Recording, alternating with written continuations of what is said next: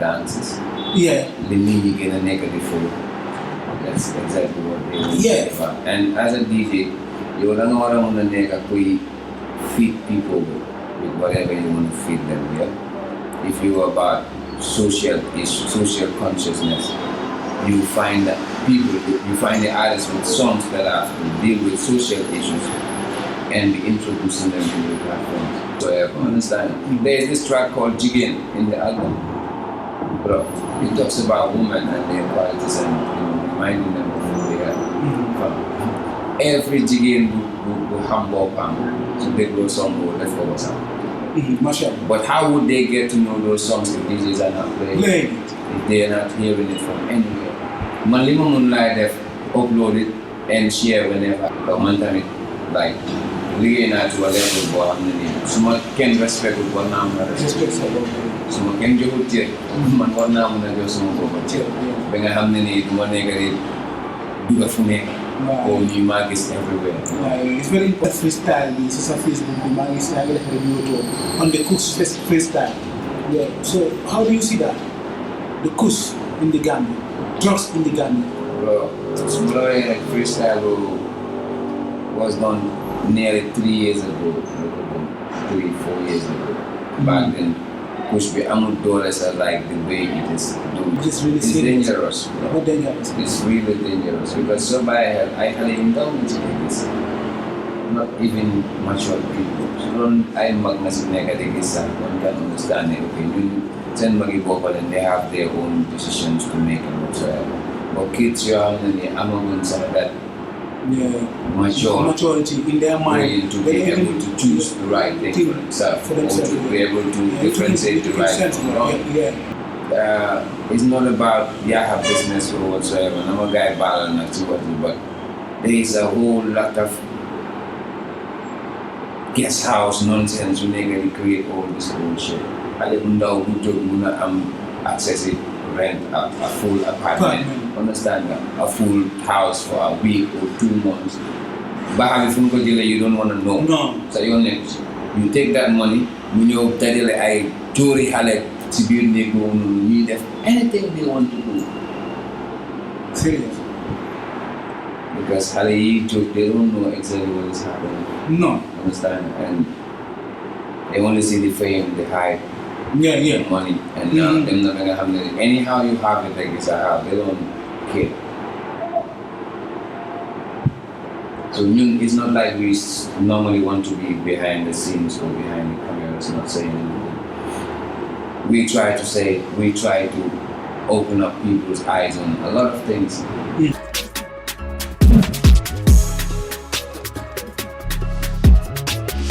To all the viewers and to all the subscribers on this channel, this is Lura, the ultimate boss.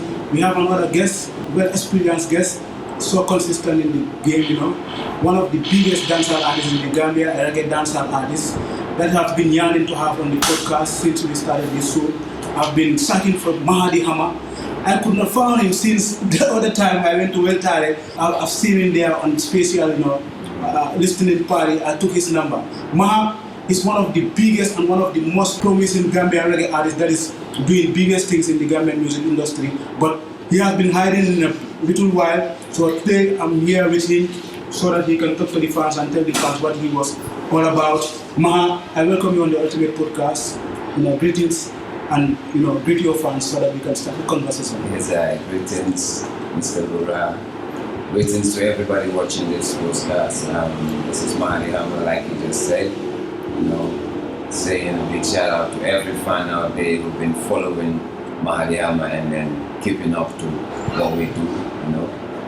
Like you said, I've been hiding a little bit. I wouldn't even call it hiding. I've been walking all around. Because I've got an album dropped 2 years ago on the line called Fate with 14 some tracks in there, which is really doing great out there on the internet. And then still on the grind, doing walks non-stop. Maha said he was not been hiding. Like recently I've noticed that album release, the Fate, and a couple of videos that you did on that album, that masterpiece, that you had a big song on it, which is the business plan. So we're going to talk about that. But Maha, First of all, we, on this podcast, we have a culture. Any artist that comes in on the podcast, there are fans that are growing up. There are fans that have been following you from their younger age. Now they've been growing. There are fans that have been following you now. They're in Europe. Most of the dancehall fans now are in Berkeley. Most of them are in foreign land. But most of them haven't known your childhood memories, your childhood bringings. So in the podcast we have this culture, and every artist that comes here, we at least want us to discuss about your childhood, your inspirational upbringings, how you were brought up, and where you were brought up. So first of all, Maha D Hammer, what is your real name? Yeah, Muhammad is the real name, Muhammad Faye. Muhammad Faye, born and brought up in? I was born in Lazakula, German, Ghana Town, a street called Ghana Town. Yeah. And raised in Kalinde, Farrakhan. So can we talk about your childhood, like that schools, normal schools that you went to, like from nursery? Yeah, I started at JCTI in Kalinde, Farrakhan. Then went to Kalinde Primary School. I did my primary level there. And from there I went to Dancehall Comprehensive, where I did my junior and senior secondary school. Yeah. So how was your childhood, your upbringing? Like, how was your life in Kalinde, your childhood days in Kalinde? What were the memories? What can you remember? What can you share with the fans? It was really fun, because back in the days there were not much people around my ends. They want to real Farrakhan, the reason why they call it Farrakhan. Yeah. There were very few compounds out there, and then all of us were just together as one big family. Most of the people would be coming to my compound to watch TV and things like that, and then we had a football team back then, and then nearly all the youths around the ends were gathering at my place. So it was a really, really nice time. Experience. And then we had some great moments, definitely. Yeah. So growing up, going to school, like, what were your hobbies like? After school, normal daily routines that you were engaged into? We had a very strict dad who was very much into education. Okay. Yeah, you had a strict dad? Yeah, he was very much into education. He was so concerned about our education. So we had a study teacher. We had ustads who would normally come to teach us Quran. But then, as a youth, most times before the ustads even come, we were planning on going to play a football match or whatever. So sometimes we have to dodge from the ustads and go to the field, and he will be there vexing out. When that comes, it's a real problem for all of us. But as a youth, there are certain things you do you can't even explain. When you grow up, that's when you start realizing what the dad was doing for us, what he really wanted for us. The reason why he got all those things lined up, because he didn't want us to be wasting much time on unnecessary things. Instead, he wants us to focus on our education and build a better future for ourselves. Yeah. Then Maha D Hammer, when you were growing up,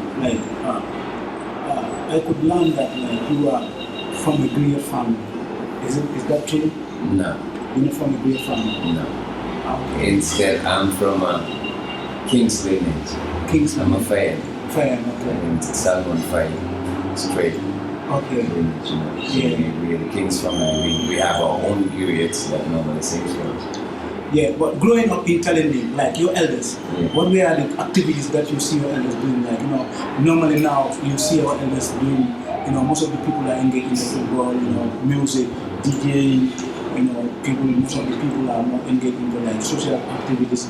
But you growing up in Kalinde, what were the memories that you had? Like those are things that we could see, we could not see now people doing in Kalinde, that were really memorable to you. Well, back then it was more of Nawetan footballs, tournaments in the field. And then the closest elders I was around, most of them were more into music. Yeah. And I had a very close brother called Kim Mojani, we call him Fireman. He was having a studio back then doing cassette records. Okay. Cassette records. Yeah, putting them in, taking them from a CD to a cassette player and selling them up there. So he normally, whenever he have a rhythm, like a new rhythm from Jamaica, he just transfer the songs and then pick like the empty instrumental from each rhythm and compile them on one cassette and bring it home. So most of the time, I spend most of my time with him. Okay. He would just play a beat and be like, I don't want you to listen to it. Just go straight to the beat. Okay. Freestyle with it, even if you run out of word, just bring any noise or sound that would keep you going till you catch something else to run. Yeah. He was a very good freestyler, but he never got into recording. Okay. As a professional artist. But he was really a big support to my musicality. He got me going into a different dimension. He was living just right near me. Yeah. So it's like growing up, like you were inspired by him, like yes, by him, like definitely I can say that. Yeah. But then when you were going to school, of course, I've been going to school. That was in my junior secondary, back then I was so much into music, I can just capture any lyric or song that I fell in love with. So I have my iPhone or iPod where I would put a lot of songs, different songs, and then keep capturing the lyrics. I was singing along to them, like from intro to the outro. Sometimes I get some rhythms whereby if I fall in love with the concepts, I make sure I cram everything from the first track to the last track. So this is what influenced me into creating my own lyric. Yeah. At some point in the brother, I wrote something for myself, which I took from Cape Bridge, a song called "Give me the pen, give me some paper, write on me, write on me later." It was a love song, a very popular song. I took the flow and switched it, took my own lyrics and fix in, and then started freestyling. That was my first freestyle song that I wrote for myself. So I went to this brother and he was freestyling. I listened to him today and I'm like, I got something, He was like, bring it up, let's hear it. I did the freestyle and he was like, wow, bro, you have a great voice. That's where everything started. Okay. That was where? Like, in the studio? No, in the streets, man. In the streets? At a place called Firehouse. Okay, Firehouse. It was, back then, all these buyers, company. Yeah. There was a place called Firehouse. Where a lot of that was a ghetto. Yes. Normally, a lot of people come from different ends and come around there, listening to vibe and freestyling. So that's exactly where it all started. And then from then, I started writing lyrics. Let's talk about your influence in dancehall. Like, you are one of the biggest dancehall artists in the Gambia. If you name 1, 2, 3, the fourth or the second dancehall artist you are going to call is Maha D Hammer. For the last 10 years, for the last decade, you've been so consistent in the game. You've been dropping music from your beginnings, and you've been keeping it consistent. There are a lot of Gambian dancehall artists that we are doing music here, but recently, a lot of them fade away, but we're still keeping it going. So we are going to talk about the journey. It's good that we revive the people from your beginning, but then it's very important for us to discuss about the journey of Maha D Hammer in the business. Like Maha D Hammer, the real Maha D Hammer, like the lyrical bomber. Yeah, you understand? Like there was a time we were like big time in people's households, like everywhere, mobile phones, everywhere. Like dancehall was big then. Let's talk about the revival of the moments of dancehall music in the Gambia. Like you entered into dancehall music. What were the artists that we are listening to? Like those days, like before you started recording your normal songs with the producers that we are working with. Yeah. Well, I've listened to a lot of Gambian artists. I've listened to a lot of Jamaican artists as well. Like back then, with JRTS and all them places, we normally have a lot of music playing out there, from Mahadi to Benjamin, Born Africans, to Rebellion to Vicala, coming down to Benjamin. I've been listening to all these people before getting into the vibe itself.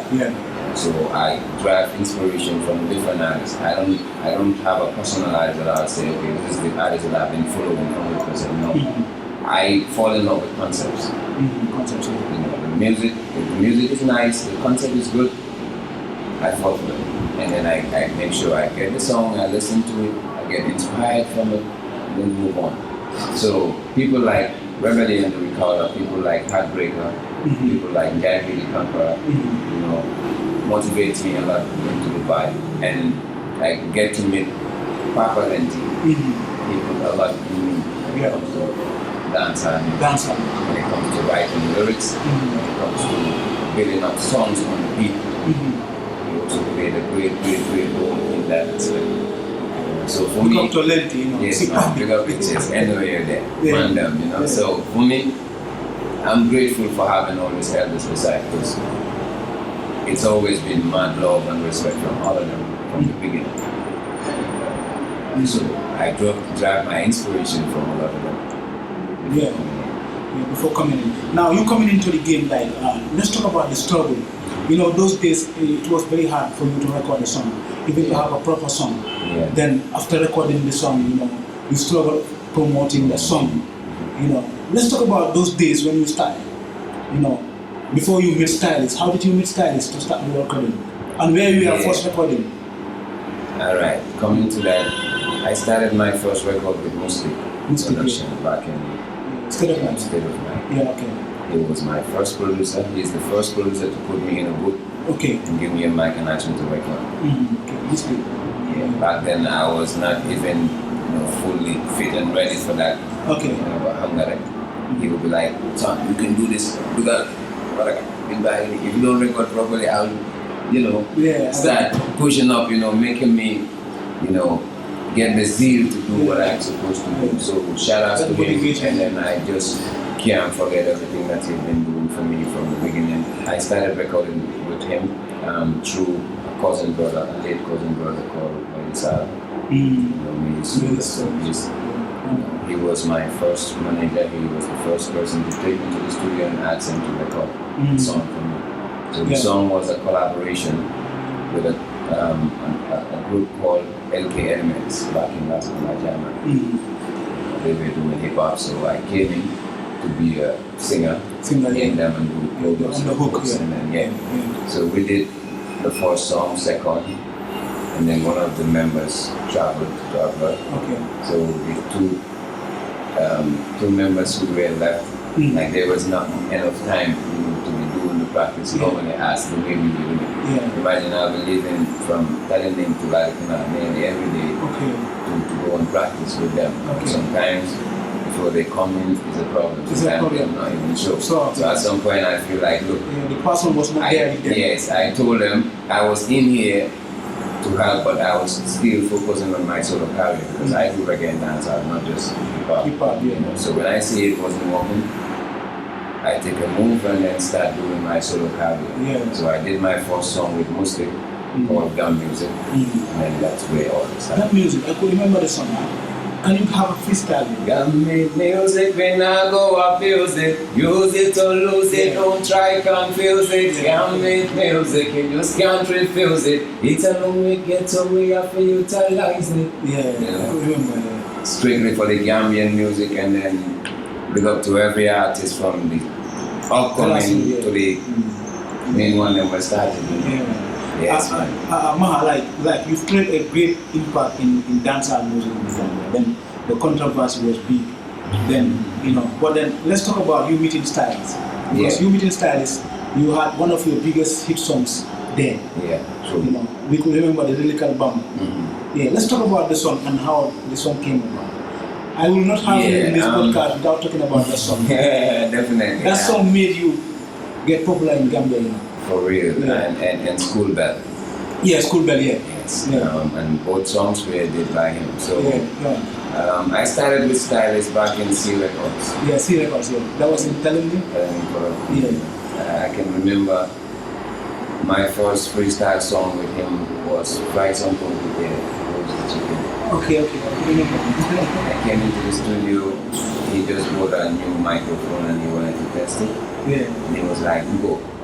Now I freestyle, okay, you don't want to microphone test.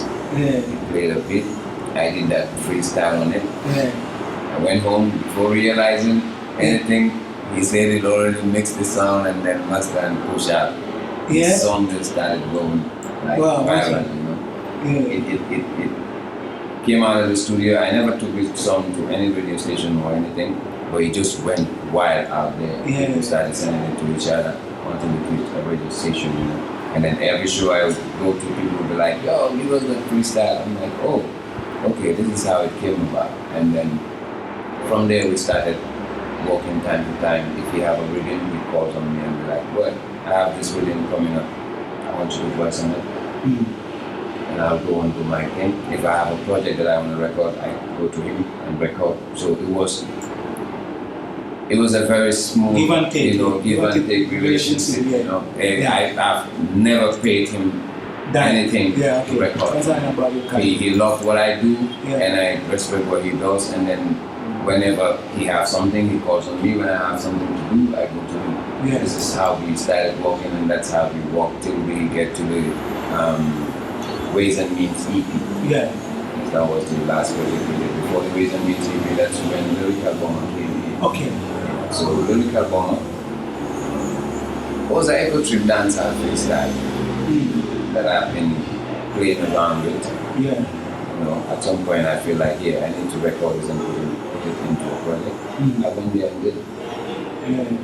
It was a great song though. Bless. But I just want us to clarify a lot of things on this podcast today. There are so many things that are hidden from the fans and that are hidden from the music industry that maybe we can talk about them if possible. If possible also, if it is not necessary for you to talk about, we can just keep it on. There was a time you and Stylist were really connected. Like one could say that Stylist was your family. Stylist was one of those backbones behind dancehall songs, biggest dancehall songs, biggest hit songs. And like you being in indie camp, you were one of the pillar. Like if you say 1, 2, 3, 4 artists, Maha D Hammer was one of the pillar of those artists in Stylist. We could remember A2, we had, Steven, we had, you understand, there were a lot of artists there. But then you were one of the pillars there. So we just saw you went out of the camp, you were doing your thing out of the camp. So what was the issue like after the Ways and Means EP? Was there any issue? Personally, I don't have any issue with it, really personally.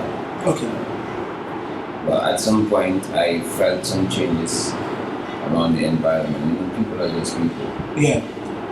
I wouldn't say he had anything in his heart or whatsoever.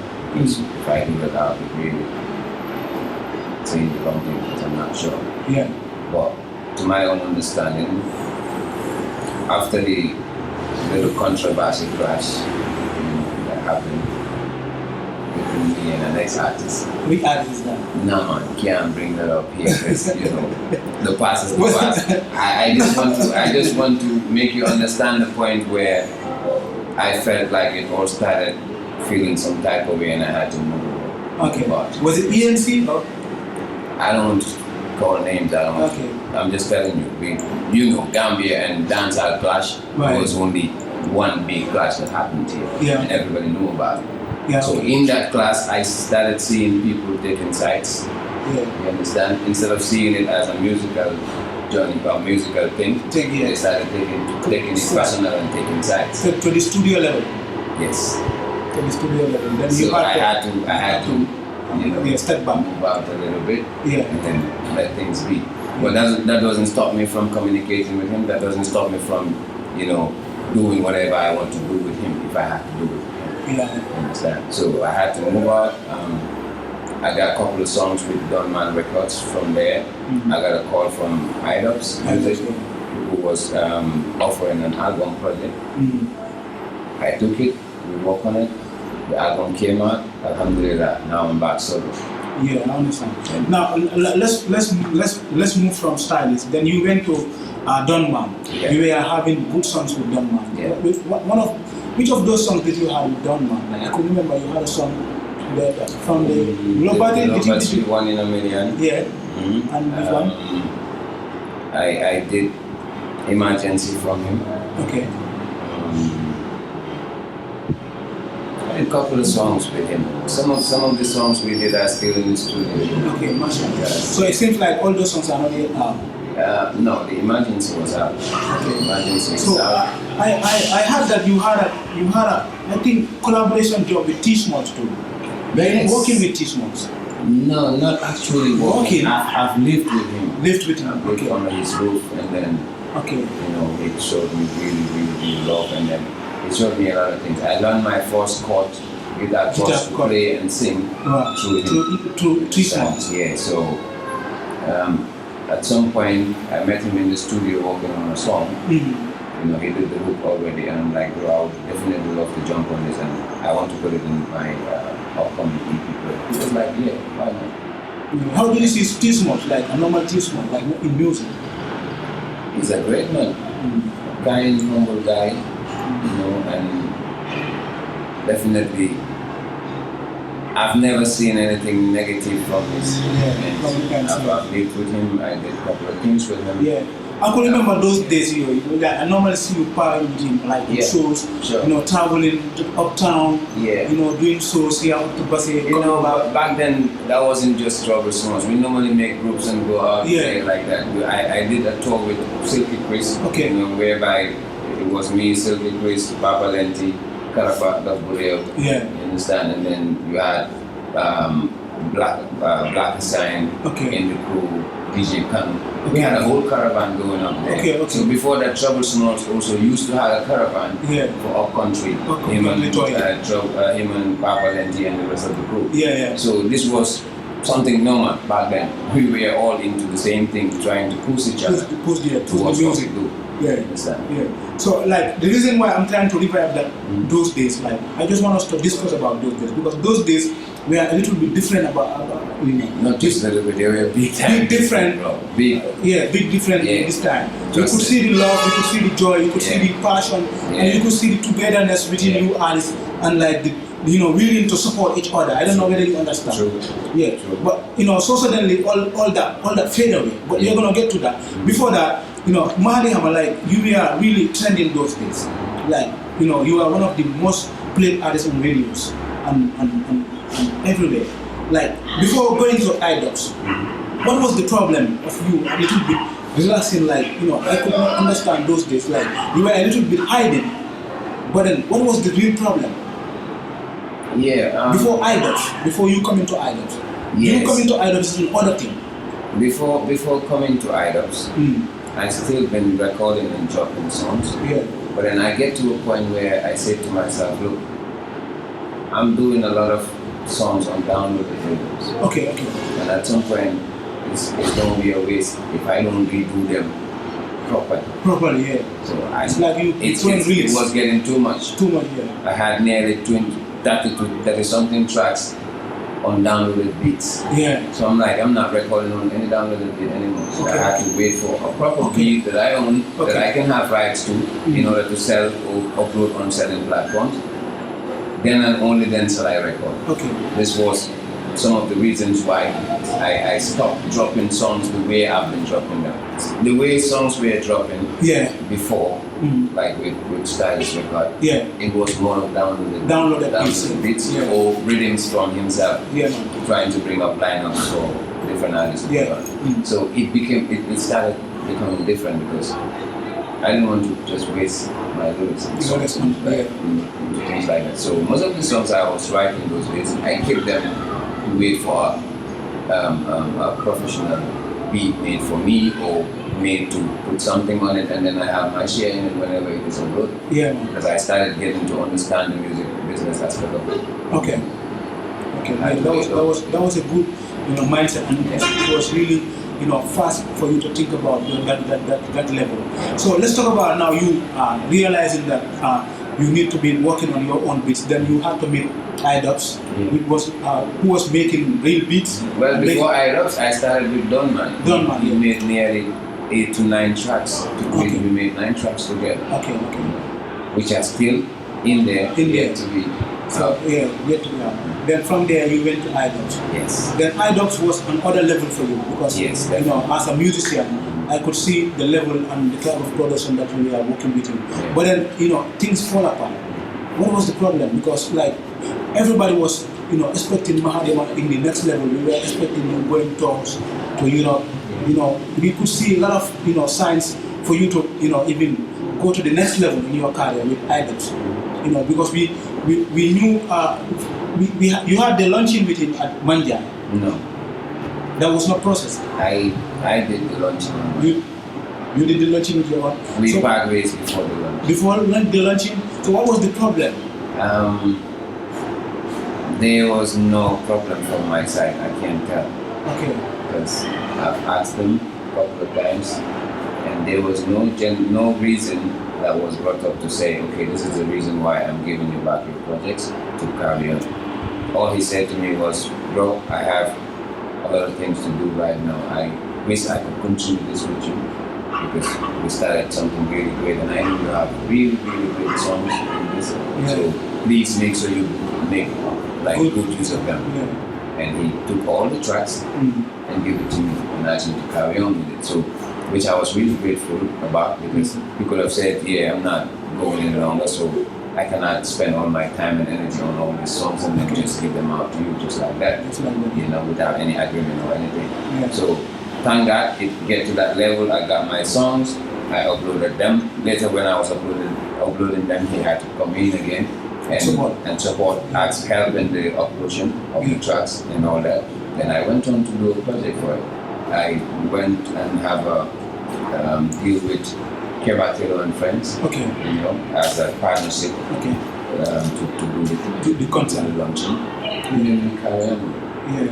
But there was nothing like a personal issue or a problem that we can rely on and be like, this was the reason why we can't.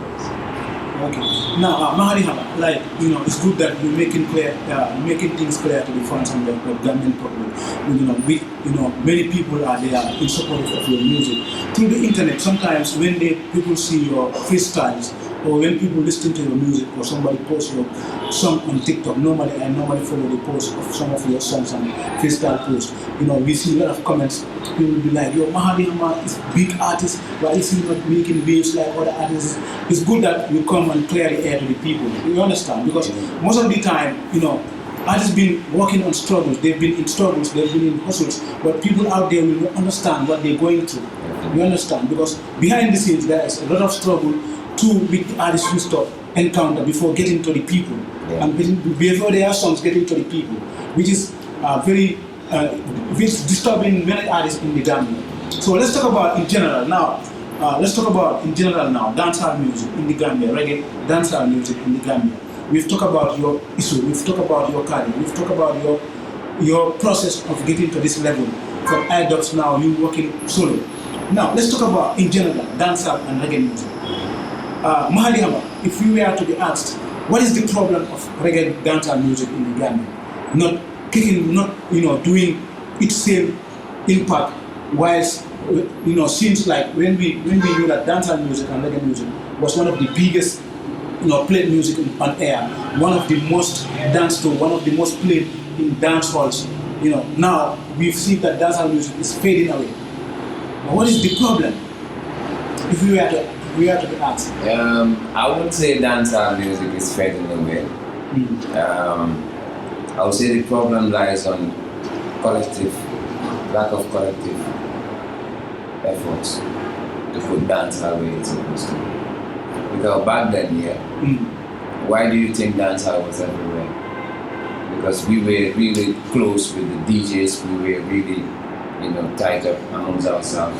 Whoever organizes a show, you make sure your list is full to dancehall artists. You understand? And then people back then were more into dancehall and reggae than all this newly, invented standards of music. It means you're talking about the lack of unity within the artists or within the dancehall fraternity. Like within the dancehall fraternity itself, not just the artists, from the DJs to the artists to the promoters. We are not united, working collectively together. The way it's supposed to be. That is together. Yes. Yeah. So when Afrobeat came, the collective works they have amongst themselves. So it makes like the younger generation of fans coming in get to know more of those songs than the dancehall songs. Our DJs start switching. Instead of playing Gambian dancehall, you're more into Afro, international, not even Afro, but you're more into international dancehall, like foreign dancehall than your own people. Yeah. You understand? Because most of the time, what I normally say is, you go to a DJ, you hear a DJ playing on a radio station and tell you, I'm having a Gambian time in your own country. Instead of having a foreign hours or foreign minutes for music from the outside. No, you're having time for us. For your own Gambian. But then the outsiders from other countries, you can play anytime, anywhere, anyhow. Bro, it's wrong. It's totally wrong, and it's taking our music backward. It's a problem. So these are issues that are really affecting the whole industry, not just the dancehall fraternity. Yeah. Because for us, for people like us, we are doing what we're supposed to do. Like we're pushing our music to a next level. The international market is getting to recognize us a bit like that. You understand? So if Gambians are feeling like the dancehall is fading away or whatsoever, it's because they're making it fade away in their ears. They're making it fade away in their eyes. Yeah. But if they were to follow the dancehall artists that they've been following from back then, we're still working, we're still dropping songs, we're still dropping projects. Yeah. So what do you do to get us trending again? What were the people doing back then? Get back to that, promote the songs, get used to your artists, know your artists, and be following them. Yeah. That's the way through. But let's generalize it now. Let's talk about in general. Do you feel like dancehall music it is supported in the global market, in the global music market, like the way it was supported, compared to Afrobeat and compared to other genre of music? Dancehall has its own market. Like reggae and dancehall have their own market, like structured, and it's already out there. It depends on your exposure to that market. To that market.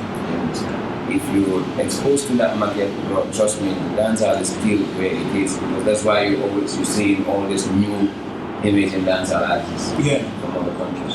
And they're doing great in what they do. They're making money, they're going out to tours. You understand? Yeah, I understand. So it's just back here, like down here, the way we take our vibe, bro, it's totally different. Yeah. The business aspect of it is not there. Now let's talk about the other side of dancehall and reggae music in the Gambia. Now let's take an example on certain artists. For example, like most of the people be like complaining that back in the days, the reason why most of the people don't want to listen to dancehall music in the Gambia is that everybody want to sing like the Jamaicans. They want to sing like, they want to still want to put that patois songs, that patois language. Did you think that like those are the things that are affecting the music to reach where it's supposed to be getting to? Like that is the reason why it is affecting for our dancehall music to reach where it's supposed to be. Well, it have a role to play in there, but I don't believe that. You don't believe that? No. Yeah. Because how many dancehall artists are emerging from Ghana and other parts of the country? They're still doing patois in their music. It's not like I'm supporting it 100% saying you have to be doing patois in your dancehall. Because people like me, how long have I been doing Wolof dancehall? How long have I been doing Mandinka dancehall songs? Even fuller, I put it in my reggae songs. So you cannot just use that same thing on everybody, because some of us here have been doing local language and putting local language in our songs. For you, you have been influencing. Thank you very much. Like from scratch, and now we're developing it to a stage where you can hear a whole song that comes in Wolof, or you get a whole song that comes in Mandinka and it's authentic dancehall or reggae. So, bro, the problem is within us, our people. Yeah. We hardly support our own. That's the fact. You will always find something to put in out as a blame instead of supporting them. Yeah, I understand. You choose who to support, you choose who to play, you choose who to promote. The rest. Yeah. We are not in there for the business, we are not in there for the talent. Most of us are just in there for the hype. So if you can show them that you have a little change and you can power with them, you can make them chill out, you can hang out with girls and whatsoever, they come in. Yeah. Bro, it's not about the vibe anymore in the Gambia. We are seeing it clear. Yeah. Like, comme lu ñu wax comme si biir waxi nit ñu bari dañ wax ne dancehall léegi dafa xeeñ dafa comme ni afrobeat ba take over. They got afrobeat. I'm not doing it. Yeah. And it is doing great out there. Yeah. It's world number one. And even dancehall artists are doing Afro dancehall now. Yeah, Afro dancehall. Understand what I'm saying? But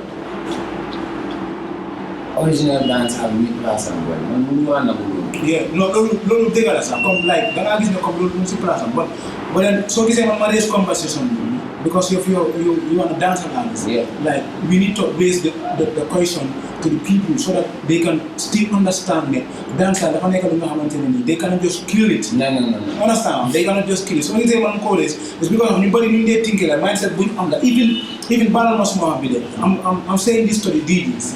Like DJs out there are one of those people that are more likely clean the dancehall and reggae music in the Gambia. So, like those days, like you come to a party, like you can start with the Afrobeat session, then you have the reggae session, you have the dancehall session. Yeah.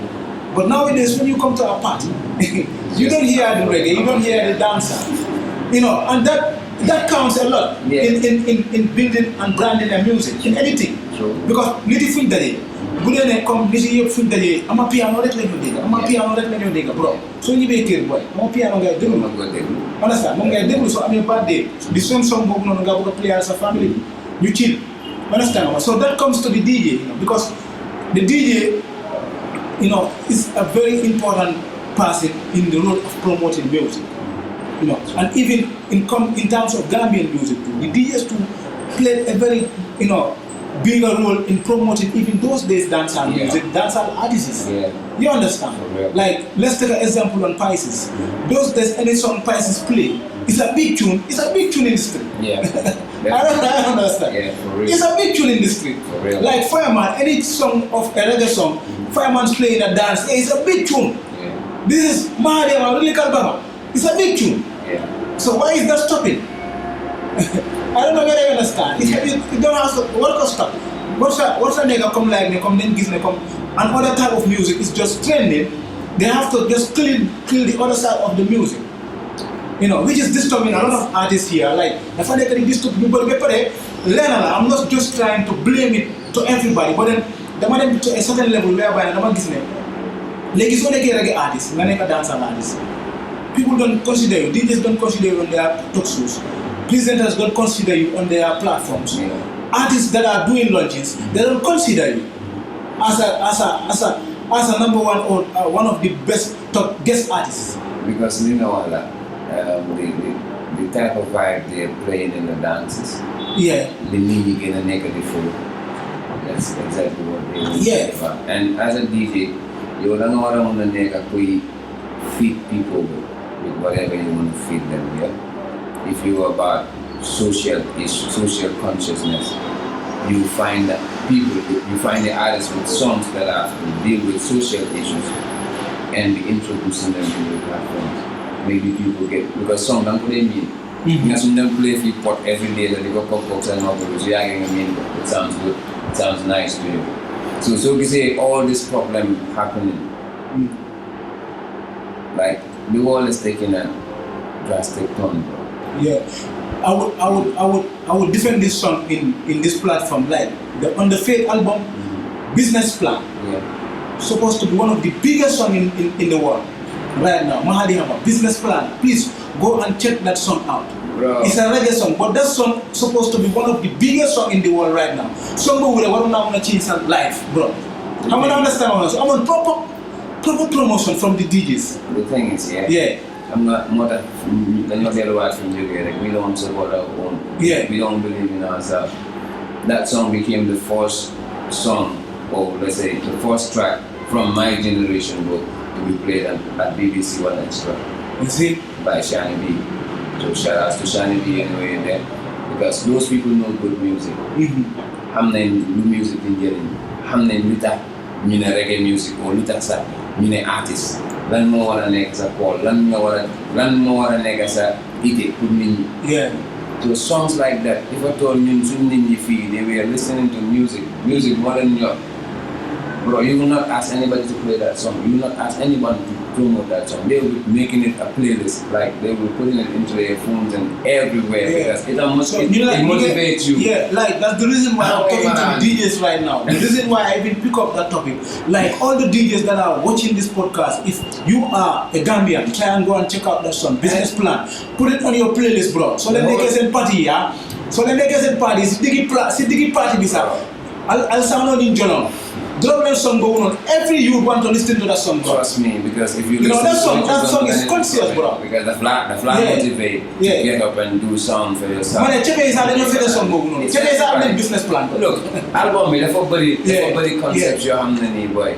It's a day-to-day thing you're having. It helps our society build. Like it helps the kids, the young ones build up their mindset. Their mindset towards more success whatsoever. Understand? There's this track called Jigin in the album. Bro, it talks about women and their qualities and reminding them of who they are. Every Jigin will humble up so they grow some more left over some. But how would they get to know those songs if DJs are not playing it? If they are not hearing it from anywhere? Malima Moonlight have upload it and share whenever I can, but I cannot reach everybody. So I feel it goes out to everyone have to play their part when it comes to things like this, because whatever we pushing out there, whatever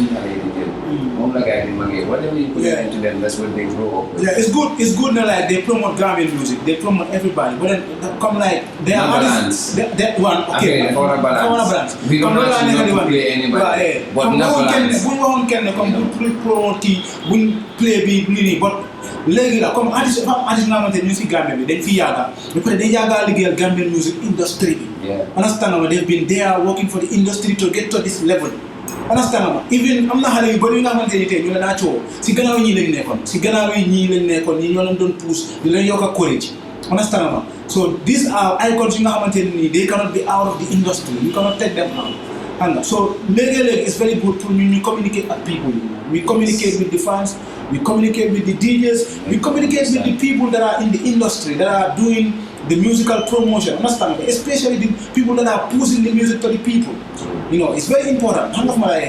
So, Maha D Hammer, let's talk about the business plan. The inspiration behind business plan. Yeah, business plan. How did this song came about to you?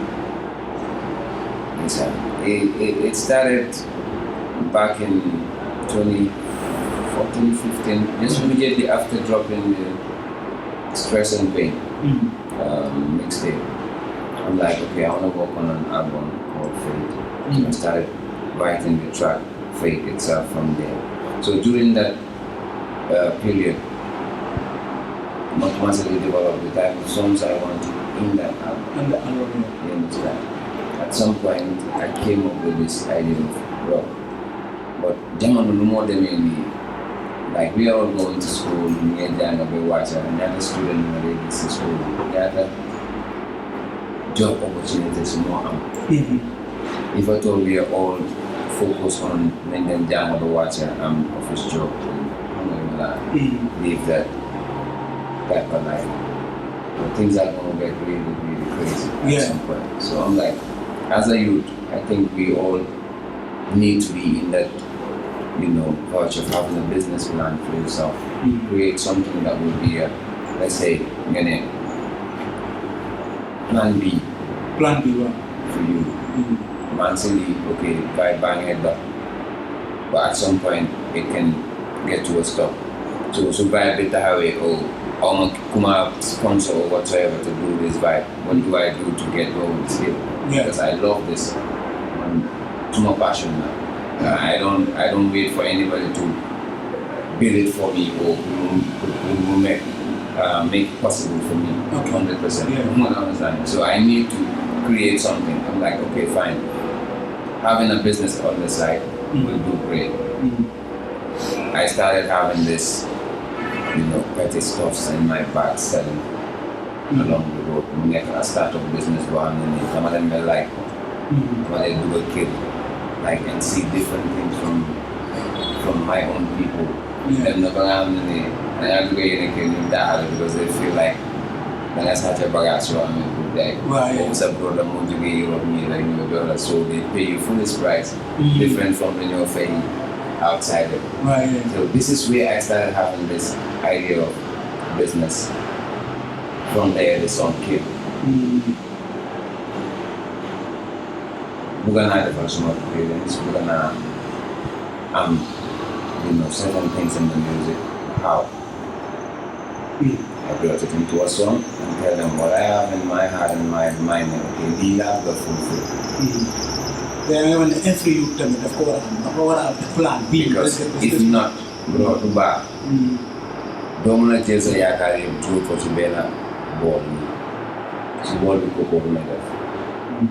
So I feel like I'm coming them now with the some over the one now why not give it out to youth? Yeah, I'll connect with the Sibo Pam and then try to do something for him or herself. What's the future? Yeah, awesome. And the song is really. It's a real song, The song is really good, man. I love the song from the concept to the production to everything, Yes. So let's talk about your next level in your career now. What is your next level now? Like when you talk about Maha D Hammer, gaining in feet, definitely launching from there and step up. And you left something. This is one of your biggest songs right now, which is Mom with Sparky, that is Antum, which is doing great on YouTube right now. Congrats on that one. So what is your next thing, man? Yeah, right now I advertise a song called Kenan. The beat was done by Sega. Right. And then I did the record mix and mastering at Stylist. Okay.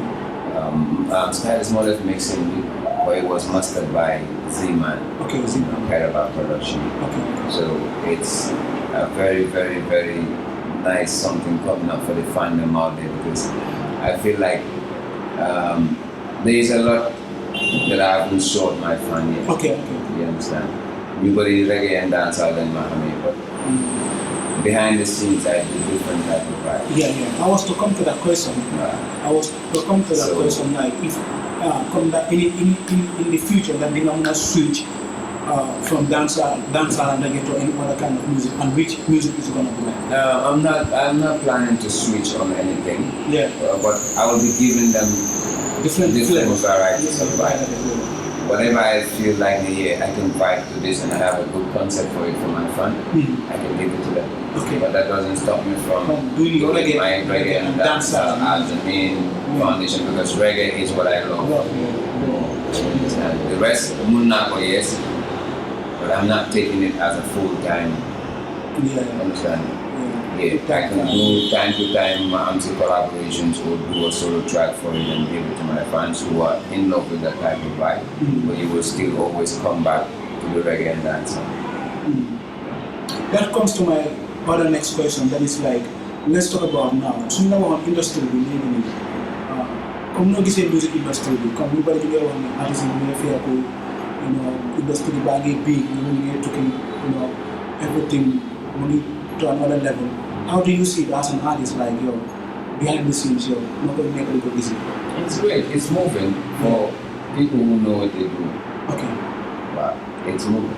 It's moving. So it's totally different from before because right now with all the streaming platforms and everything that is going on in the background, if you really know what you do, you have proper production and you have a good team, marketing team out there, of course, definitely you'll get it's going to work for you. Of course. It doesn't matter what type of genre of music you do, just do good music. So it's energy, not as energy with fellow artists, like in general, like in the Gambia, like because come the days they come like time moving on.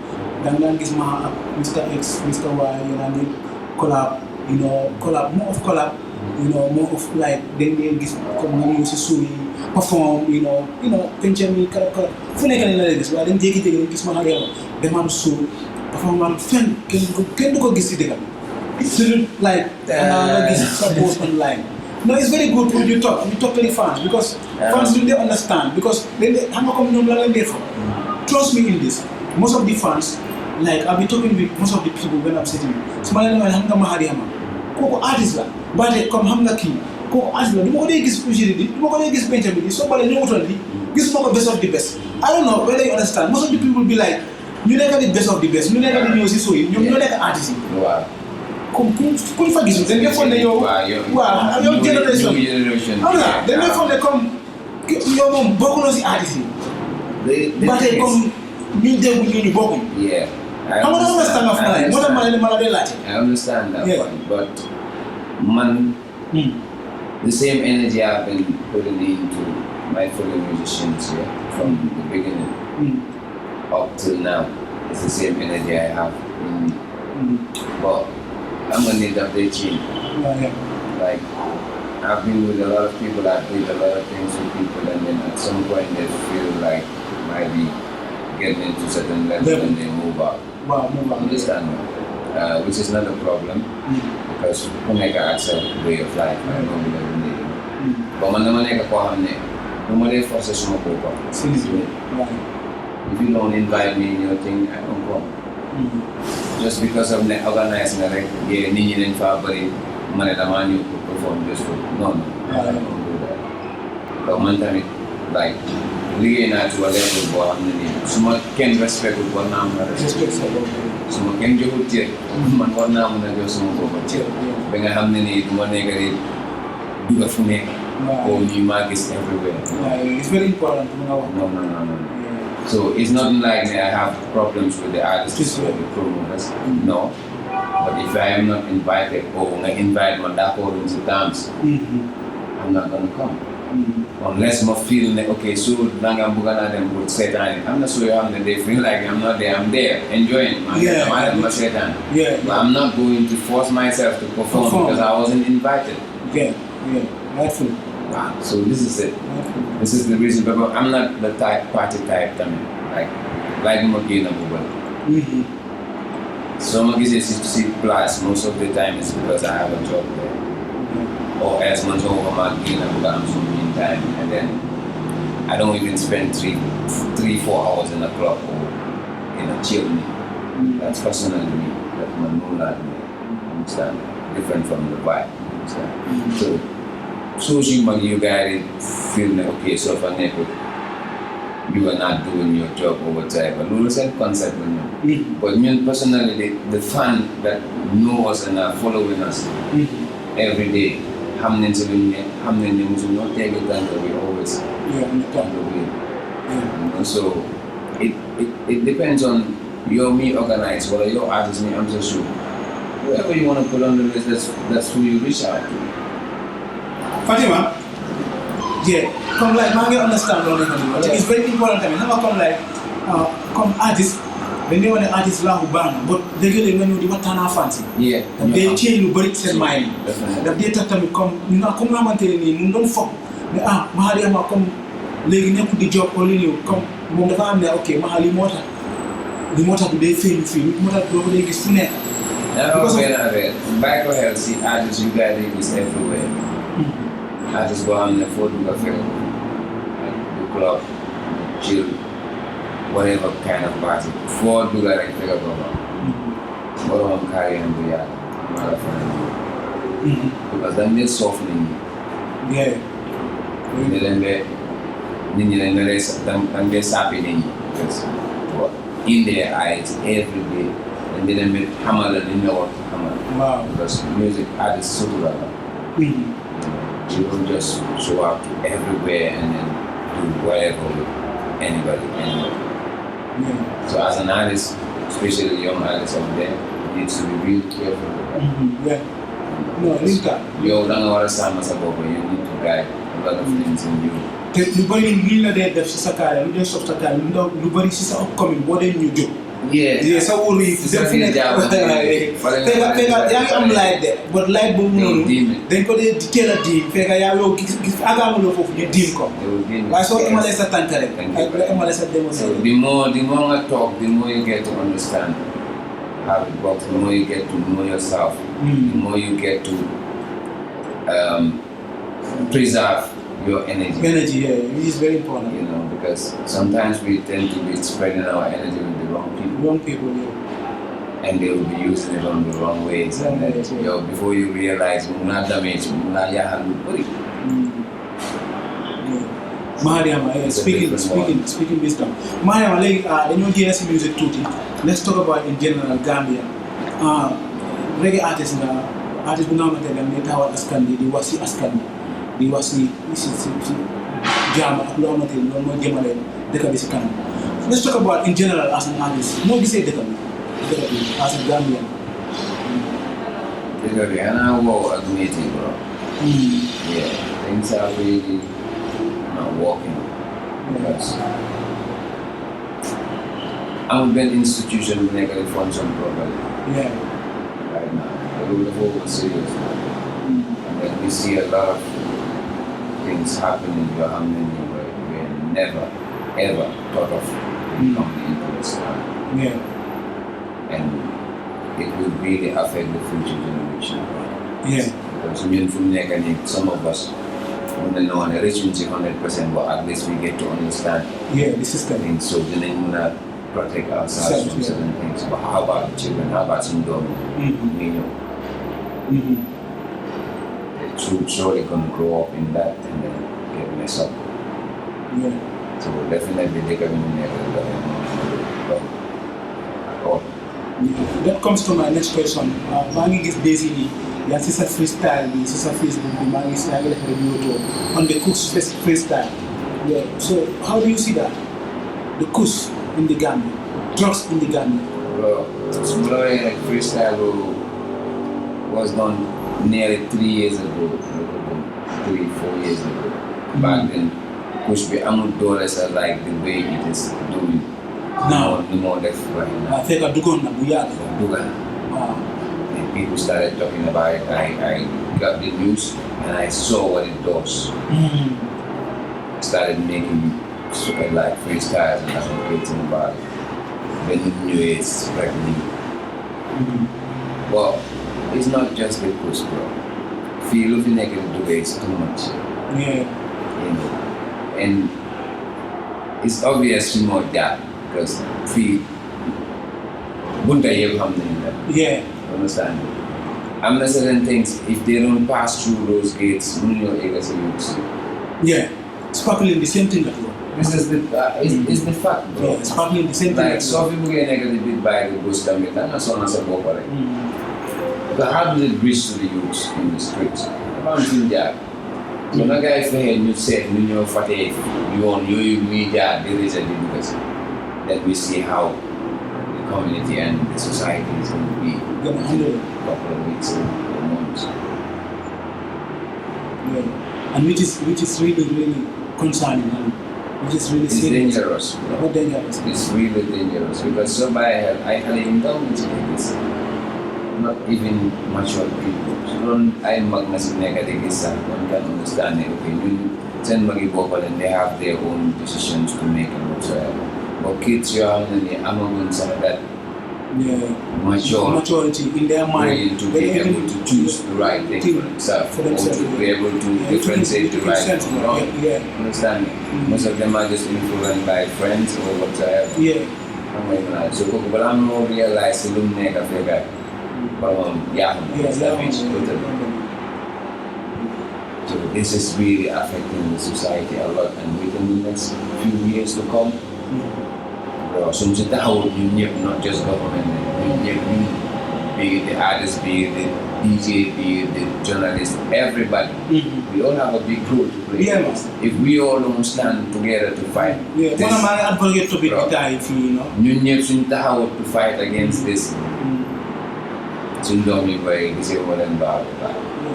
most of these kids, when they do get drug for funny, they don't even know the impact and the reason why they are even doing. They don't even know the actual substance they take. Yeah, they take it. Because we go there, they cannot even tell you what substance they take. Yeah. Before we allow that's the funniest part of the funniest part of it is like come like with their hands.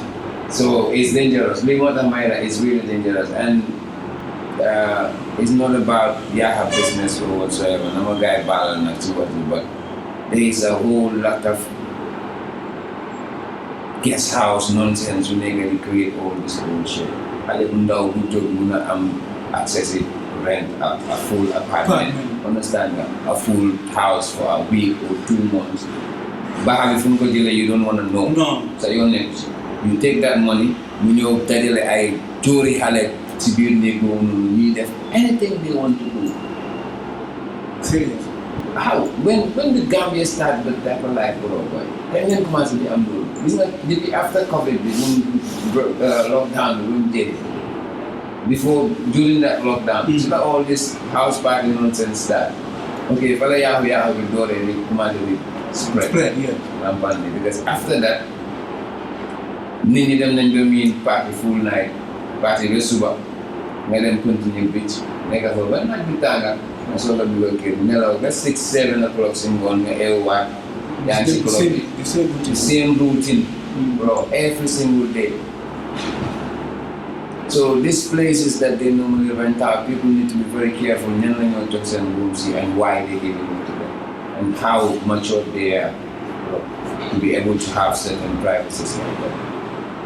And you monitor in those places. Because next minute you find you on telephone the website experience and they don't know they are out there. And some forget they didn't find it, they don't know. So you're planning to realize you also don't you see them. You're being realized you're going on book now. You can't do anything about it. I mean if you've been a rehabilitation center, proper Bohamani, you can take your son or daughter out there to be rehabilitated. Kampa mom if you have certain is not taken care of. Yeah, the way it is supposed to. Yeah. So if all these youths are going like frustrated or getting into such dangerous drugs, you come out and them off. I talk street defense, so come on.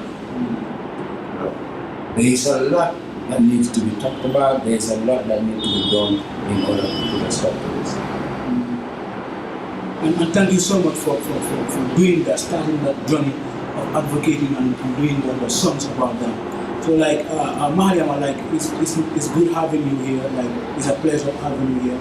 And this is not gonna be the first and last. And we're gonna keep on having you here. Like because the podcast is here for you guys, open-minded people, people that can come and share your journey and instill people in so things that can change the society. You know, like this, the first one, like it's just about revealing your bringings, like some story. But in the next time, you're gonna open stories like this. You know, we're gonna open doors, talk more topics.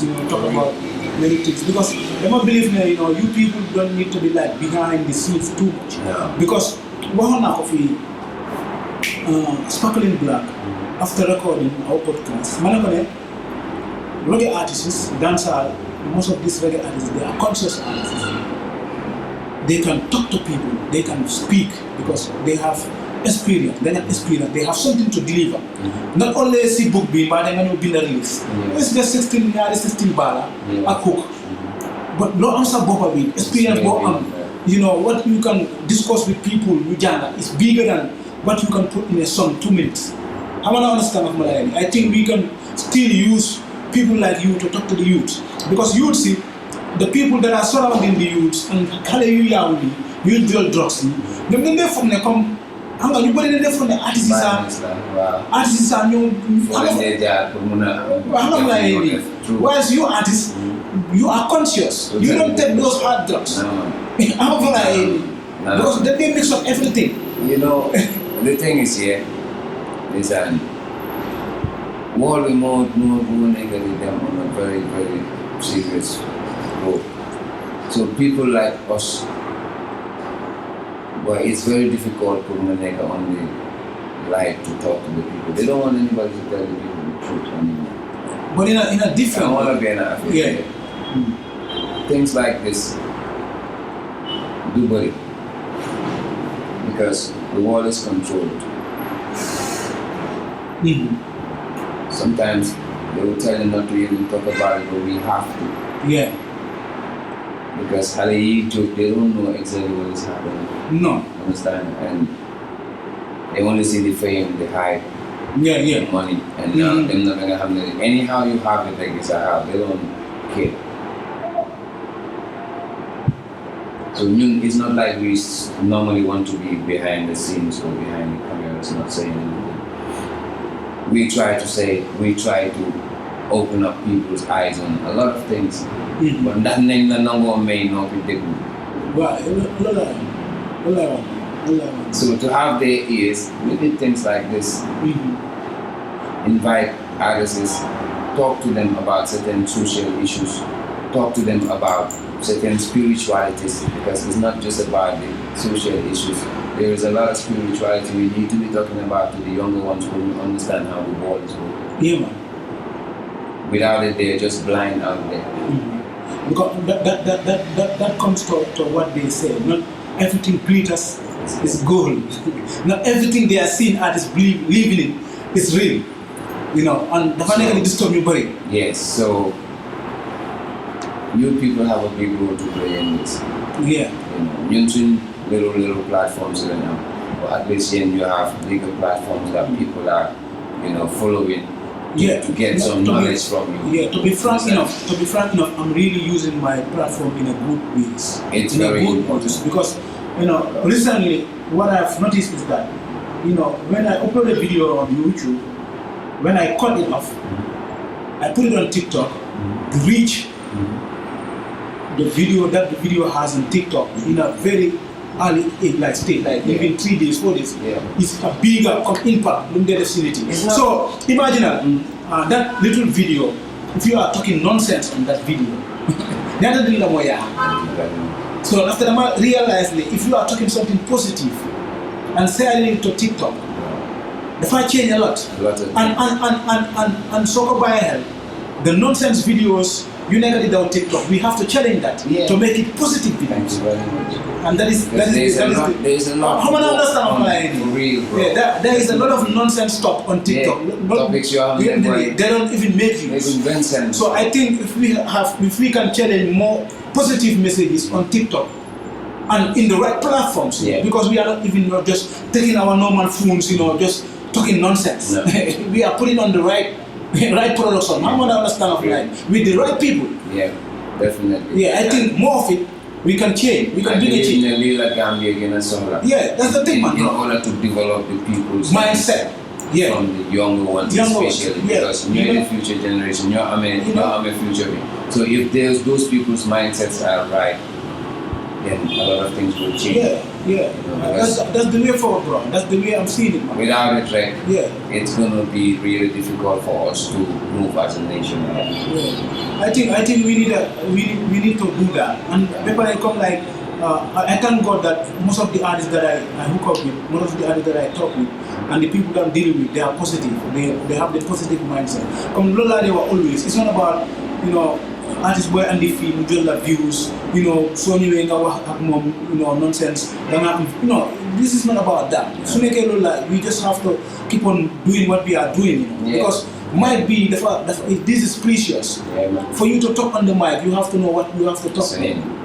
What you say on the mic, it's going far. It's going to millions of people. Understand? It can reach to many people. So when you are using it, you have to know what to say on it. Definitely. The messages you spread on it. Yes. Whatever you channel through it, goes to the people. People right away. So Maha D Hammer, thank you so much. For respecting our invitation. Last time we were yesterday so I need to renew the podcast, the invitation, So thank you so much. You've been so welcoming. And everything you love, and good luck on your career. So till next time, Thank you so very much. I'm planning to have a 3 or 4 table podcast. Then I'll be bringing more conscious people like you, sparkling, get Boca Plateau, you share your things. I think it will help, Yes. The mics are already here, but then I need maybe like the sound card that can record 4 or 6 mics at the same time. Then we can be doing that. Very soon. Thank you so much. Thank you so much. I appreciate it. Yeah.